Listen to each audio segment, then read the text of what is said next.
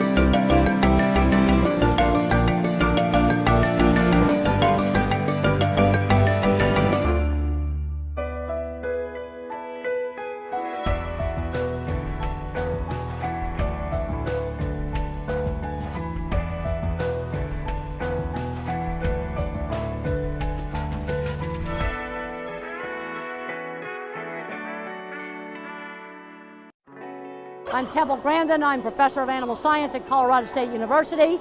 This is a large barn full of turkeys ready for market, and we're going to be showing how they load the turkeys, and they're going to be herding them like cattle. They go up a conveyor, and then show them going through the whole entire process.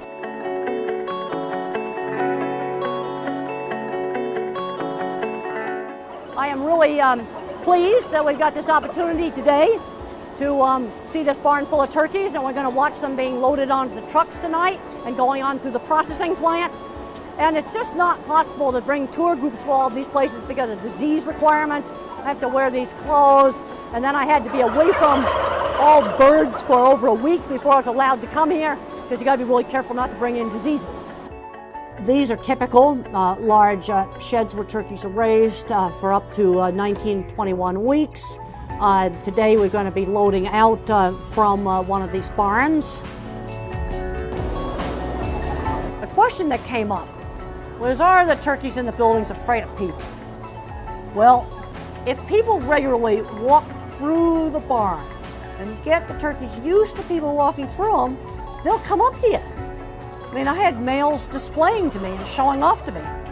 Birds that are afraid don't do that. On a really good farm, a person will walk through the entire building, walking through the turkeys, the whole entire building, to inspect for animals that might be sick, animals that might be injured. It gets the birds accustomed to people walking through them.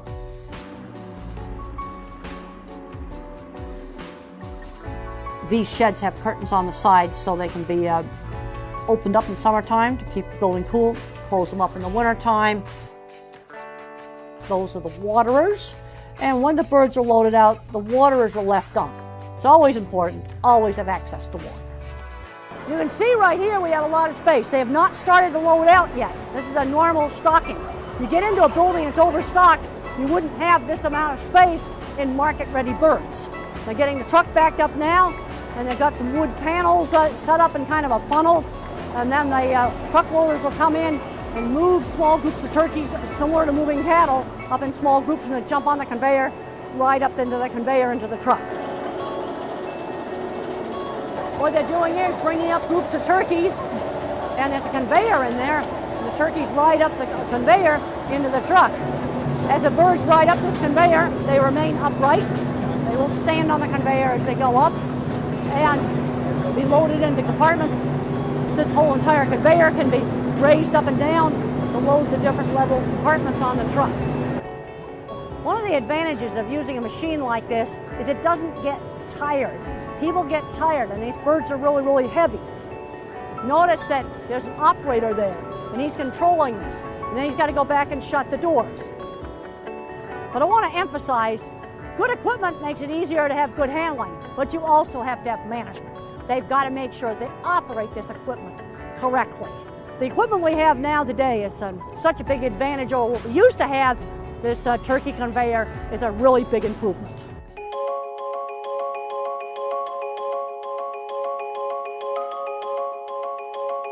This is a truck arriving at the plant after loading at the farm, and a plant employee is going to inspect the load of turkeys to make sure they were loaded correctly, make sure they didn't have trapped wings or other obvious problems. The next step is to weigh the truck with all the birds in it. And then after the birds are unloaded at the plant, the empty truck is weighed so they can get accurate weights. Another really important part of this is record keeping. And the plant employee here at the computer is entering the name of the farm, name of the loading crew, time that the load arrived. This is all really important information for tracking down problems. The truck is backed into a holding shed, which is equipped with a big bank of fans. One whole side is just solid fans. And it has misters to blow on the birds to keep them cool. It's extremely important not to let them get overheated. In the summertime, the trucks have completely open sides. You've got to have that for ventilation when it's 90, 100 degrees hot Fahrenheit. In the wintertime, the birds would get too cold if they were in open trailers. So fiberglass panels are put into the side of the trailer so that the birds do not get cold. In the summertime, it would be too hot to have the sides of the trailer covered. The trailer with the birds in it is pulled into the unloading bay, and there's a hydraulic lift, and the cage doors are open, and an employee moves the turkey into the conveyor that takes it down into the controlled atmosphere stunning.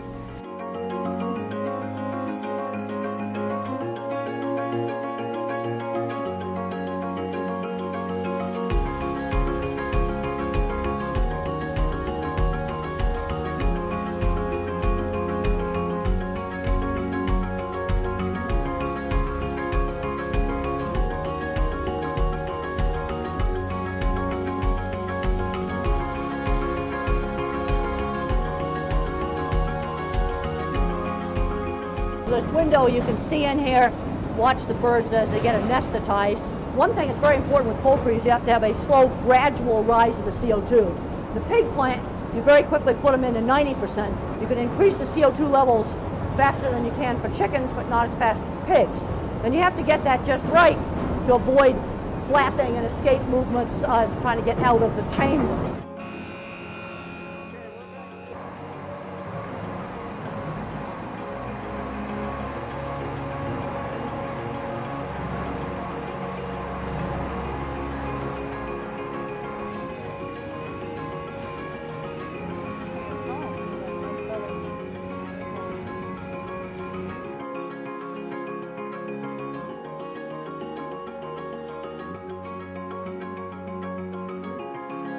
The truck pulls into the unloading bay. The employees are on hydraulic platforms that go up and down. They open up the cages and they pull the birds out and hang them live on the shackles. And they go through what's called a water bath stunner, where their head is immersed in the water and there's an electric current passed from their head through the shackle, and that will make the bird insensible, electric stunning. In order for electrical stunning to make an animal insensible, it has to cause some epileptiform activity in the brain. When the birds emerge from the stunner, you will have some twitching and movement, but you have to make sure there's no blinking. And when I'm training people to audit electrical stunning, I say go out into the holding shed. I want you to look at the live birds in the holding shed and see what a natural blink looks like.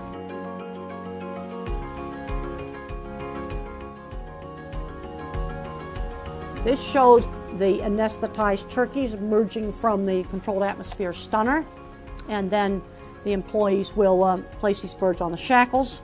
You can see the heads are very limp, they're coming out completely limp. Now, if a turkey was actually fully conscious, he would put his head up like this. That's the position they would be in if they're fully conscious. If the turkey's got a long neck, it will curl up like this. The next step is birds go through an automated bleeding machine. Any bird that missed the automatic cutter would be cut by the backup man, because it's absolutely essential that all birds are cut before they go into the scalder, because we absolutely have to make sure that live birds never go into the scalder. The birds are now emerging from the scalder, have had their feathers softened up by the scalder, and then the next step is to go into the picking machine, which has a whole lot of rubber fingers that rotate that take off the feathers. There are a few little bits and pieces of feathers still attached, and employees on the line will remove those. And then the next step is to put them on a different type of shackle that just holds them by the drumsticks because the feet have been removed. And then they go further on down the process where the insides are taken out. The first step in making sure that carcasses stay clean is a hose is used to evacuate feces. It's very important to avoid fecal contamination on the carcass. And then as the turkeys move down the line, the innards are removed in varying steps. And it's really important during these steps to not rupture and break the innards, because again, that would contaminate the carcass. Many of these processes are done by hand in turkeys. This would be very similar to pork processing plant. In chickens, a lot of these processes are highly automated, but in turkeys, they're bigger, the lines are slower, so these step-by-step process of carefully removing the innards is done by hand. At this point, there is a USDA inspection station where the innards of the bird are inspected. In all types of meat processing, you don't want to waste anything. So all different parts of the animal get different uses. At this point, they're cleaning out any remnants that might be left after the innards have been completely removed. There's an employee that does checks for carcass defects. This is a really important part of the plant's quality assurance program. Also, it's part of continuous improvement. These sorts of inspections are really important for ensuring quality product. This shows turkeys going into a chiller tank to get chilled. And this particular plant uses water bath chilling. The turkeys are chilled for 5 hours. The birds are emerging from the chiller, going to have to be rehung back up on shackles so they can go into the deboning line and be taken apart.